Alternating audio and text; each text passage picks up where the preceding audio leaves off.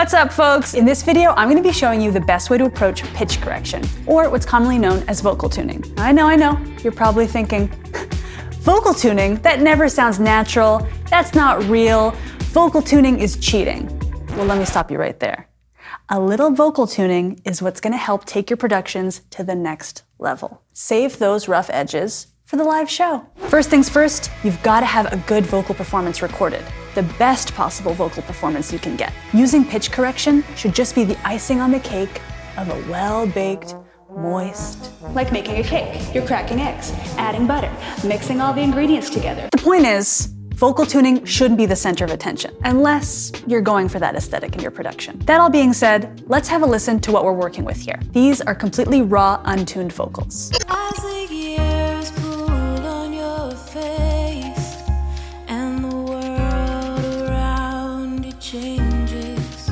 Now, the tools you're using aren't the most important aspect here, but I gotta say, I'm gonna be using what I think is the most natural sounding vocal tuning plugin out there, RePitch. And I'll show you why in just a second. The first step is to pull up the ARA version of this plugin. ARA stands for Audio Random Access. With this, all I have to do is hit the play button and the audio region I selected will automatically be imported into the plugin to be edited. What's great about RePitch is that it automatically detects the scale of the performance, so you can snap all the notes to the key of the song. You'll see the notes on the left-hand side, like the piano roll of a MIDI track, and these blue blocks that the note is being corrected to. This is a female vocal, so I'm gonna go to the main menu here, and I'm gonna choose high pitch vocal, and I'm gonna snap the notes to the measured scale. You can always change the scale by using this menu here, but this thing is pretty great at detecting the key of the song. Here's the vocal performance before RePitch.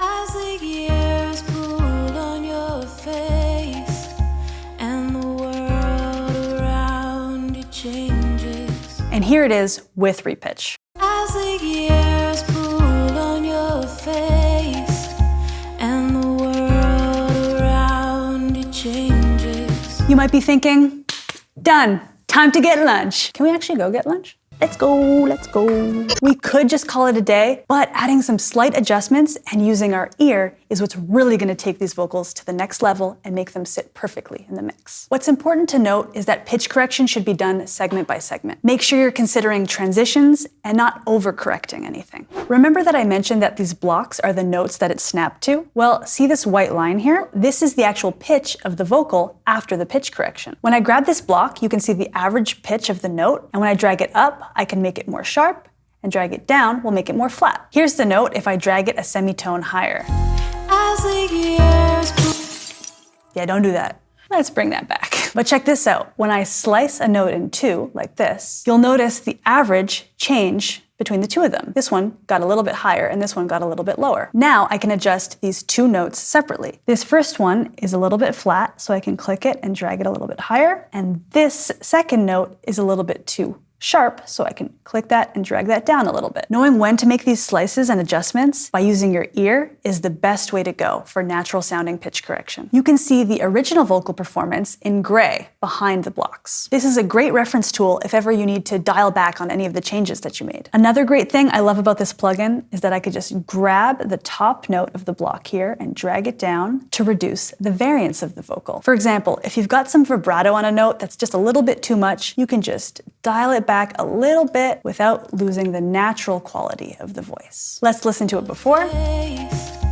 and the world around you changes. And with. Face and the world around you changes. The most common part of vocals that is usually off the mark is the initial onset of the note that's a little bit sharp or a little bit flat. For example, here, you'll see the line jump up as the vocalist is trying to find the note and then fall back down to sustain the note. Same thing here, up and then falls back down. Sometimes having this sudden jump can be a natural quality that you want to keep in or just minimize. You can tame these by slicing the beginning and then straightening them out, but you run the risk of it sounding a little overcorrected and unnatural. If you're looking to even things out a bit, you can use the drift function. It lets you come in at an angle. So let's say the note is sharp on the onset and then flat in the sustain, you can just rotate the pitch a little bit. This way, you'll keep the natural qualities of the voice while still maintaining an even pitch. So I've gone ahead and tuned this entire phrase. Let's listen to it before RePitch and then after RePitch. As the years pull on your face and the world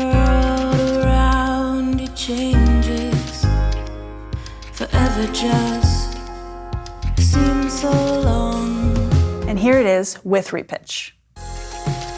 As the years pulled on your face and the world around you changes, forever just seems so long. It sounds nice and cleaned up, but still natural. I'll let you in on a little secret. I'm actually using RePitch Elements here. It's an extremely powerful and just slightly dialed back version of RePitch. I love it. And that's it for this one. If you'd like to grab RePitch Elements, it's available in Lander Studio. Check it out here. Bye!